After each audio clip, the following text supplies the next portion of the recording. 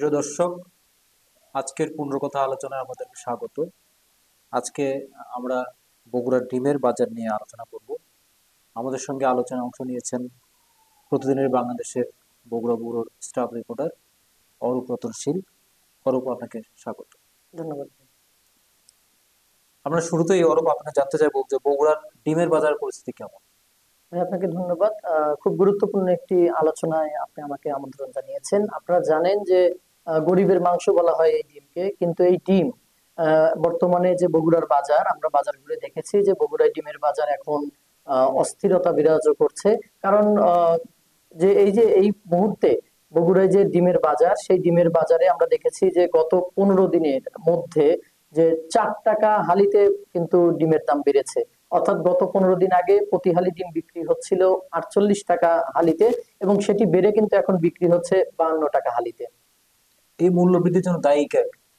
এই মূল্য বৃদ্ধির জন্য দেখেন, আমরা আজকে যখন বাজারে আমরা ঘুরেছি তখন আমরা দেখেছি যে কয়েকটা মাধ্যমে আমরা কথা বলার চেষ্টা করেছি। এক হচ্ছে ক্রেতা, তারপরে বিক্রেতা, তার পরবর্তীতে ডিলার, এবং পরবর্তীতে যারা উচ্চ লেভেলে সারা দেশে ডিম সরবরাহ করে থাকে। তো আমরা ক্রেতাদের কাছ থেকে যেটা জেনেছি যে তারা বলছে যে দেখেন, আমরা গত সপ্তাহে ডিম কিনেছি 48 টাকা হালিতে, কিন্তু এটা হুট করে কাউকে না জানিয়ে ডিমের আজকে আমরা দেখছি যে ডিমের হালি দাঁড়িয়েছে 52 টাকাতে। কিন্তু আমরা এই যে যারা নিম্ন মধ্যবিত্ত যারা পরিবারগুলো আছি, যে আমাদের উপরে কিন্তু এই যে দামের যে বোঝাটা চাপিয়ে দেওয়া হচ্ছে, এই ক্ষেত্রে যেই দায়ী হোক না কেন, আমরা চাইবো যে এই যে মূলত ডিমের যে সিন্ডিকেট, সেই সিন্ডিকেট যেন সরকার দ্রুত ভেঙে ফেলে। তার পরবর্তীতে আমরা কথা বলার চেষ্টা করেছি যে যারা বিক্রেতা, অর্থাৎ খুচরা পর্যায়ে যারা বিক্রেতা, তারা বলছে যে আমরা ডিম কিনছি বেশি দামে, এখন আমরা যদি সেই ডিমটা কম দামে বিক্রি করি তাহলে তো আমরা ব্যবসা চালাতে পারবো না।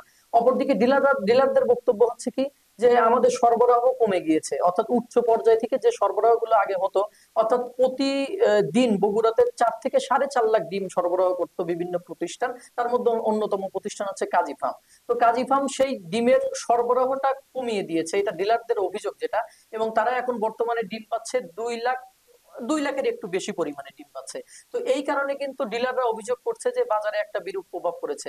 কিন্তু এই ক্ষেত্রে আরেকটা বিষয় হয়েছে মোহন ভাই, আপনি জেনে অবাক হবেন যে যে এখানে কিন্তু ক্ষতিগ্রস্ত হচ্ছে যারা একদম এখানে খুচরা। আপনাকে একটা জি, আপনাকে থামিয়ে দিই, সেটা হলো যে আমরা জানি যে বগুড়ায় যে ডিম যে আমরা কেনা বেচা হয়, তার বড় একটা সরবরাহ করে থাকে কাজী ফার্মস। জি। অনেক প্রতিষ্ঠান, তার মধ্যে সবচেয়ে বেশি কাজী ফার্মস। কাজী ফার্মসে কথা হয়েছে কি আপনার? হ্যাঁ, অবশ্যই কাজী আমি যেটা ফার্মের কথা শুনেছি যে হয়েছে। কাজী ফার্মস 11 টাকা 1 পয়সা প্রতি পিস ডিম বিক্রি করে। তো এইটা কি সত্য কিনা? হ্যাঁ মোহন ভাই, আপনি সঠিকটাই জেনেছেন যে কাজী ফার্ম গত 1 মাস ধরে 11 টাকা 1 পয়সা ধরে প্রতিটা ডিম হচ্ছে ডিলারদের, তাদের তো বগুড়াতে ডিলার নির্ধারণ করে দেওয়া আছে 20 জন। সেই 20 জনের মাধ্যমে কিন্তু বগুড়ায় যে স্থানীয় বাজার যেগুলো আছে, সেই বাজারে তারা ডিম সংগ্রহ অর্থাৎ সরবরাহ করে থাকছে। কিন্তু এই 11 টাকা 1 পয়সা ডিম ডিলাররা যখন কিনছে, সেটি হচ্ছে বাজারে যখন দিচ্ছে, বাজারে তারা কিন্তু বিক্রি করছে 13 টাকা দরে।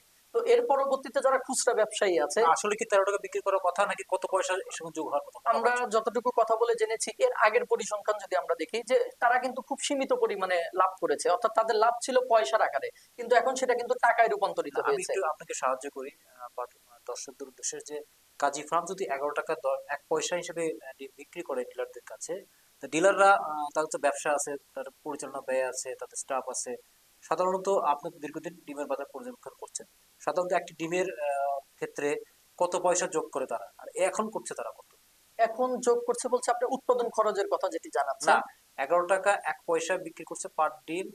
প্রতি পিস ডিম হচ্ছে কাজী ফার্মস। এর সঙ্গে তারা ডিলার, তারা কিনছে 11 টাকা 1 পয়সা। 1 পয়সায়। এই সঙ্গে তারা কত পয়সা মুনাফা যোগ করে থাকে মানে ইতিপূর্বে, আর মানে এখন কত ইতিপূর্বে করছে? ইতিপূর্বে তারা যুক্ত করেছে, আমি আপনাকে বললাম যে পয়সার হিসেবে তারা লাভ করেছে, কিন্তু এখন কিন্তু তারা লাভ করছে 2 টাকা দরে, অর্থাৎ পয়সা থেকে তারা 1 লাফে টাকাতে চলে গিয়েছে। এটাই কিন্তু সাধারণ ক্রেতা যারা এবং খুচরা যারা ব্যবসায়ী যারা ফেরি করে বিক্রি করে, তারা কিন্তু যদি 12 টাকা বা 13 টাকা দরে কিনে, তাহলে আমার বাড়িতে যখন তারা পৌঁছে দিচ্ছে তারা কিন্তু 14 টাকা দরে বিক্রি করছে, তখন কিন্তু ডিমের হালি দাঁড়াচ্ছে 56 টাকা দরে। তো এই ক্ষেত্রে কিন্তু সবশেষে ভোগান্তি কিন্তু দেখেন যে যারা উচ্চ পর্যায়ের ব্যবসায়ী আছে বা যারা ডিলার আছে বা যারা পাইকারি ব্যবসায়ী আছে, তারা কিন্তু ক্ষতিগ্রস্ত হচ্ছে না, ক্ষতিগ্রস্ত হচ্ছে সেই আমজনতাই। আমি একটু আপনাকে সাহায্য করি, সেটা হলো আজকে একজন মুদি দোকানে আমাকে ফোন দিয়েছিল। উনি বলেছেন যে ভাই, আপনারা একটু খোঁজ নেন যে কাজী ফার্মস মোটামুটি একটা নির্ধারিত দামে গত 1 মাস ধরে ডিম বিক্রি করলেও যারা শহরের ডিলার আছে এরা সিন্ডিকেট করেছে। আপনি কি কোনো প্রমাণ পেয়েছেন কিনা? হ্যাঁ, আমি এটার প্রমাণ পেয়েছি, কারণ কাজী ফার্মের যে এখানকার যে আঞ্চলিক বিক্রয় ম্যানেজার যিনি আছেন, তার সাথে আমি যখন কথা বললাম, তিনি আমাদেরকে বললেন যে আমাদের মূলত নন্দীগ্রামে একটা ফার্ম আছে তাদের। তো সেই ফার্ম থেকে তারা যে ডিমের উৎপাদন, অর্থাৎ যেটা এখান থেকে 4 থেকে 4.5 লাখ ডিম তারা পেত, তারা এখন 2 লাখের উপরে একটু ডিম পাচ্ছে। তো তারা আরেকটা কথা বলেছে যে মুরগির খাবারের দাম বৃদ্ধি পেয়েছে, এবং একটা মুরগির বয়স যখন 80 দিন হয়ে যায় তখন তারা ডিম দেওয়াটা কমিয়ে দিয়ে ফেলে। তো এখন বলছে যে আমরা উৎপাদনটাই কম করতে পারছি, এই জন্য আমরা ডিম কিন্তু বাইরে দিতে পারছি না। কিন্তু সরকার যখন আমাদের দাম নির্ধারণ করে দিয়েছে যে 11 টাকা 1 পয়সা দরে বিক্রি করতে হবে, কাজী ফার্ম কিন্তু সেটাই করছে। কিন্তু এখানে মূলত কারসাজি করছে হচ্ছে ডিলাররা।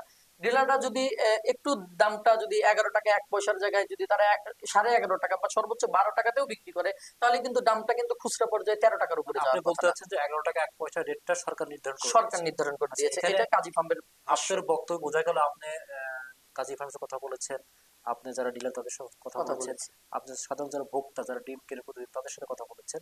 তো এখানে একটা জিনিস প্রমাণিত যে মোটামুটি সিন্ডিকেশনটা জি। এই ক্ষেত্রে ভোক্তা অধিকার সংরক্ষণ যাদের বাজার তদারকির দায়িত্ব এদেরকে এবং ডিম দামের নির্ধারণ করার ক্ষেত্রে প্রাণী সম্পদ মন্ত্রণালয় কাজ করে থাকে।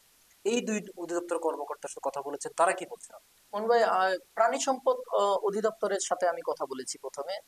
তাদেরকে আমি প্রথমেই প্রশ্ন করেছিলাম যে বগুড়াতে যে মূলত ওই আপনাদের লক্ষ্যমাত্রা কত, এবং আসলে ডিমের সংকট, বাজারে সংকট তৈরি হতে পারে কিনা।